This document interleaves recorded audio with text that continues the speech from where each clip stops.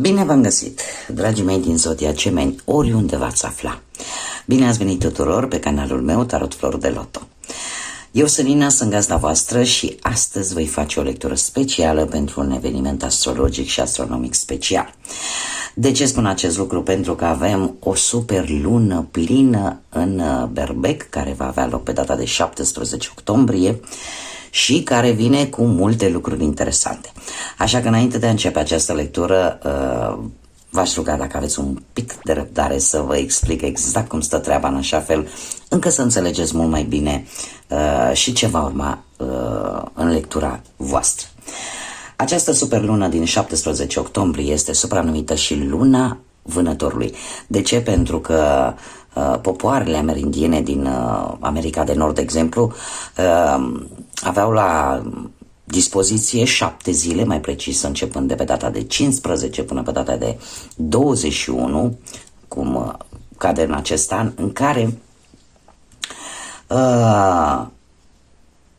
profitau de lumina lunii, care avea o strălucire cu 30% mai mare decât o lună plină în mod normal, da? Luna devenind și mai mare, mărindu-și, cum să spun eu, ea de fapt nu și-o mărește, apropierea ei de pământ o face să fie cu 14% mai mare decât o lună plină normală, iar ei profitau de această lumină a lunii, făcându-și provizii. Da? Făcându-și provizii pentru iarnă, pentru că știau că iarna e mai complicată și tocmai această super lună a vânătorului ne vorbește foarte mult de supraviețuire. Da? Aduce această energie de supraviețuire. Cu ce mai vine această superlună? Vine cu o creștere a intuiției, vine cu o claritate mentală mult mai mare și voi, mai ales cum sunteți un semn de aer, lucrul ăsta va fi poate și mai accentuat. De asemenea, puteți experimenta idei surprinzătoare sau pur și simplu vă veți da seama de foarte multe lucruri vis-a-vis de voi înșivă. Cei care poate, din punct de vedere emoțional, sunt așa cu o vibrație joasă, pot experimenta momente mai acute de anxietate, poate, sau de agitație, sau chiar excese de furie. Totuși, această superlună vine și cu lucruri bune, da? Nu vine numai cu lucruri negative. Vine și cu o energie pozitivă. O energie pozitivă care ne vorbește de, cum să spun eu, aduce foarte multă energie, foarte multă forță, foarte mult curaj. De ce? Pentru că se află în Zodia Berbec. Este super luna plină din Berbec și vine cu această energie a Berbecului. De asemenea, nu veți mai lua în calcul decât situațiile sau persoanele care le vedeți că sunt stabile, nu vă plac mediocritățile, nu vă plac lucrurile pe jumătate în această perioadă. Cum de asemenea, mare grijă la conflicte, mai ales dacă aveți zodii, cum ar fi Berbec, Rac, Balanță sau Capricorn în cartea voastră natală, în cartea voastră astrală, pe poziții de ascendent sau de lună sau de Venus. Da? Pentru că vă poate influența foarte mult în această perioadă, în aceste 7 zile, aducând această energie un pic a lui Marte, da? A zodiei Berbec. Mare grijă cu tensiunile, cu conflictele, da? Încercați să evitați acele conflicte care oricum știți că nu vă aduc nimic bun și, desigur, o mai multă atenție la impulsivitate, pentru că vă poate crea așa o stare de explozie, da? Sunteți așa ca ceva care e pe punctul de a exploda, adică nu v-ar trebui foarte mult. De asemenea, cum vă afectează, dragilor, strict pe voi, ca și zodie, am vorbit așa la modul general pentru cei care, cum bine am spus, aveți ceva planete în zodiile astea cardinale. Dragilor, în această perioadă aveți o tendință destul de mare de a cheltui un pic nemăsurat, mai ales pe partea asta financiară. De asemenea, energia acestei superluni vine cu atenționare. Să priviți foarte mult în jurul vostru și să vedeți cine vă ajută și cine este lângă voi în fiecare zi. Pentru că această superlună vă va aduce acea claritate mentală. Acum voi adaptați în funcție de situația pe care o aveți fiecare. Ce ar mai fi de spus? Ar mai fi de spus că este o perioadă, mai ales în ziua de 17 octombrie, în care puteți să aprindeți o lumânare albă, să vă puneți dorințe sau să scrieți pe 2 foi de hârtie ce vreți să lăsați în urmă, ce vreți să rămână în trecutul vostru și pe o alta să scrieți ceea ce voi vă doriți să vină în viața voastră. Cei care aveți salvie puteți să afumați și pe voi și în casă, ca să alungați toate energiile negative și în felul ăsta să atrageți energiile pozitive. Cum de asemenea puteți lua mai mult contact cu natura. Da? Dacă nu puteți face, pentru că vedem foarte bine ce se întâmplă în natură și vedem efectul pe care îl are apa. Da? Și apropo de apă, toată această cum ne afectează și de ce ne afectează, mai ales din punct de vedere emoțional, în general, luna plină și avem și de data această super lună plină, pentru simplu fapt că vedem foarte bine ce influență are luna vis-a-vis de mări. Da? Avem acel proces al mareelor, da? Care se retrag și care vin înapoi. Noi ca și corp fizic avem foarte multă apă în organismul nostru, tocmai de aceea ne afectează de fiecare dată la câte o lună plină, iar la asta cu atât mai mult că e o super lună, ne afectează partea asta emoțională foarte mult, da? În care poate avem schimbări bruște de emoții, da? Acum suntem fericiți, pe urmă dintr-o dată triști, da? Avem aceste schimbări bruște de comportament emoțional. Și ce ați mai putea să faceți? Nu știu, poate unii dintre voi, cum am mai spus, care nu puteți lua contactul direct cu mediul înconjurător, cu natura, da? Cu copacii, cu pământul, cu iarba, da?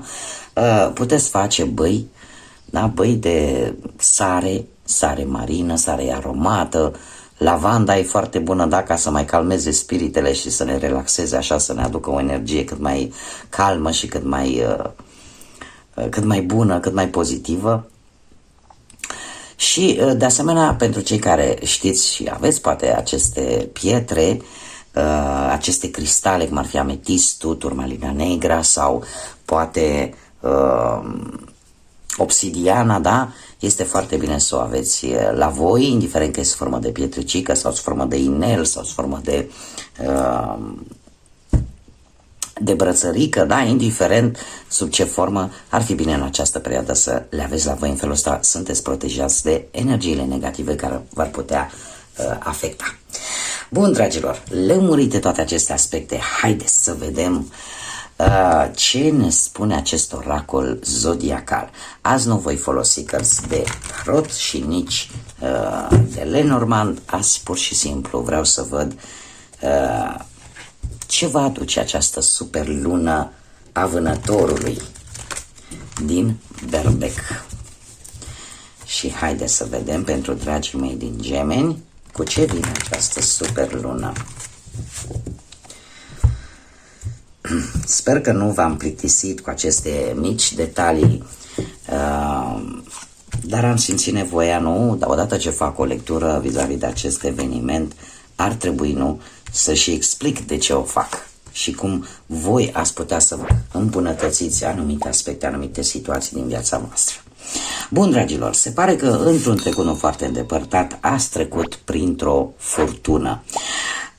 Ceva s-a distrus, ceva probleme posibil, unii chiar posibil să fie avut probleme cu aparatele astea electrice sau electronice, indiferent că poate erau de la mașină sau din casă, da? Sau la purtător. Mă refer poate la ceasuri sau telefoane mobile, dar în general ce are conexiune așa cu curentul electric, sau pur și simplu ați simțit că vă ieșiți din minți, ați simțit că ieșiți un pic, ați avut așa o stare destul de agitată, destul de nervoasă. Dar ce trebuie să vă spun că Culmea, toată această furtună a făcut ca voi să triumfați peste ceva ce era negativ în viața voastră. În prezent avem foarte interesant și uite, era aproape să uit, dragilor, că am aici un 8 și zodia Gemeni. Această dată de 17 octombrie 2024 este sub incidența vibrației numărului 8. Are aproape aceeași conotație ca superluna prima, de fapt, care a avut loc în august pe 8/8 2024, în care am avut vibrația numărului 8 de 3 ori. A fost portalul leului și în care lucruri importante au avut loc. Aceasta este a 3-a superlună, dar în comparație cu cealaltă de luna trecută, aceasta cade sub această incidență a numărului 8, care îmi vorbește de reușită, care îmi vorbește de abundență, de putere, de ambiție, dar îmi vorbește și de karmă și de destin și de evenimente și schimbări foarte importante, care pot avea ori o conotație karmică, da, în funcție de ce am făcut, ce trebuie reparat sau ce primim, poate primim ceva bun, sau pur și simplu adusă de către destin. Iar voi aveți aici, chiar aveți acest număr 8 și ce să vezi, ne vorbește de roata karmică. În prezent, unii dintre voi e posibil să treceți prin situații de cauză și efect în funcție de, cum să spun eu, de ce ați semănat, cumva aia veți culege. Apare într-adevăr niște circunstanțe destul de norocoase pentru voi. De ce? Pentru că este dorința divinității, este dorința Universului ca voi să primiți și să se facă oarecum justiție. E un fel de justiție divină sau un fel de justiție universală, cam așa aș traduce acest cuvânt karmă, da? Așa că, dragilor, se pare că unii dintre voi, cel puțin în acest moment, sau poate imediat la scurt timp după ce vedeți această lectură, posibil să aveți o lovitură de noroc posibil sau ceva pur și simplu să vină bun în viața voastră. Să vină bun în viața voastră și să vă dați seama că de fapt, băi, uite, eu am ajutat sau eu am făcut un lucru bun acum ceva timp, uite, mi s-a întors și să vină așa să vă ia prin surprindere. Această superlună vine cu, posibil, pentru unii dintre voi, cu o schimbare. O schimbare poate de locație, o schimbare de țară, posibil. Apare, într-adevăr, un pic de presiune și pentru unii dintre voi trebuie să aveți mare grijă pentru că, totuși, cu mici accidente, cu mașina mai ales, da, în care, nu știu, trebuie să aveți grijă cum conduceți, da? Și apar rezolvarea unor situații, cum de asemenea unii dintre voi e posibil să fiți tentați să intrați în situații conflictuale care să genereze anumite crize, indiferent că vorbim de orice aspect al vieții, da? Că vorbim de profesie, vorbim de bani sau vorbim de sentimente. Da? Apare un pic de depresiune. Sau pur și simplu niște situații care să vă cam dea așa cam cu 2 pași înapoi. Dar asta așa cum v-am spus încă de la început, mare atenție cum cheltuiți banii, dar nu cheltuiți nemăsurat și trebuie să vă uitați foarte bine la persoanele de lângă voi, cei care sunt lângă voi în fiecare zi și cine nu e lângă voi. Da? Pentru că e posibil să vă dea cam 2 pași înapoi. Și cum am mai spus, grijă la nu știu, posibil mici, nu neapărat accidente foarte grave, da? Dar, uite, tamponări, poate, ceva ce e legat de cristale, de, cum să spun, de cristale, de geamuri, de chestii care fac cioburi, da? Mare grijă în această perioadă între 15 și 21. Haideți să vedem ce ne zice și acest oracol și avem săgeata lui Cupidon, să ai încredere pentru că dragostea vine către tine. O invitație surpriză, da? Cum bine am văzut, avem și karma. O invitație surpriză pentru unii dintre voi, cu cineva nou, posibil, sau pur și simplu o întâlnire online. Să întâlniți prin mediile astea online pe cineva care să te surprindă și în același timp poate chiar să-ți facă o invitație de a vă cunoaște mai bine, poate. De asemenea avem și această carte cu camera care ne vorbește de a învăța lucruri din trecut. Cumva, probabil că nu trebuie să te grăbești, da? Nu trebuie să te grăbești și să dai timpul înapoi și să vezi exact, dacă ai mai trecut prin această situație, unde s-a greșit în așa fel încât să nu se greșească și în actuala situație. Da? Cumva să faci așa o mică introspecție în experiențele din trecutul tău, în așa fel încât să nu se mai repete anumite situații din trecut. Aici, de asemenea, cum am mai spus, Superluna vine cu o claritate mentală foarte bună și voi, cum am mai spus, sunteți un semn de aer, lucrul ăsta probabil că se va multiplica, dar va fi la o intensitate mult mai mare. Pentru alții, această întâlnire cu această persoană nouă, pur și simplu, te va ajuta să-ți faci noi amintiri. Nu știu, să faceți un schimb, poate de fotografii, adică cumva să vă cunoașteți prin intermediul fotografiilor, da? Dacă e o întâlnire de asta online. Sau poate pur și simplu să aveți șansa de a vă face propriile voastre amintiri cu această nouă persoană.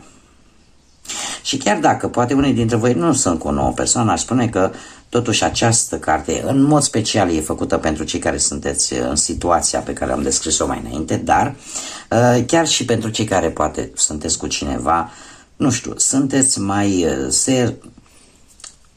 simțiți poate dragostea cumva un pic melancolic. Pentru cei care sunteți într-o relație, de exemplu, și o aveți de ceva vreme, pur și simplu veți depăna acele amintiri plăcute din trecutul vostru, în așa fel încât să, efectiv, chiar dacă poate sunteți distanțați, geografic mă refer, unii dintre voi, să faceți un schimb așa de amintiri, de lucruri frumoase prin intermediul internetului. Bun, ce mesaj are grădina secretă pentru voi, dragilor? Odihnă, ia-o mai încet, pentru că nu ai nimic de rezolvat azi. Și asta e valabil pentru ziua de 17. Deci, exact ce vă spuneam, energiile se vor intensifica atât de tare încât, fără să vrem, putem comite greșeli. Așa că ar fi indicat ziua de 17 octombrie să încercați efectiv atât cât se poate, dacă nu sunt chiar lucruri super, super importante, să nu vă angrenați în niciun fel de situație, nici conflictivă, nici de tensiune, de nimic, pur și simplu să încercați să vă relaxați cât se poate de mult. Da? Chiar și la locul de muncă, stați acolo cu minței, vă faceți treaba, veniți acasă, faceți o baie cu sare aromată de lavandă și în felul ăsta să vă și curățați de energie negativă și să vă și încărcați de energie pozitivă. Bun, dragilor, cam aceasta a fost lectura pentru voi. Eu vă mulțumesc pentru atenție, ca de obicei, și vă doresc din suflet să aveți, să traversați această super lună plină cu multă energie pozitivă și cu multă claritate în gânduri și în suflete. Până data viitoare când ne vom revedea, să fiți iubiți, dragilor!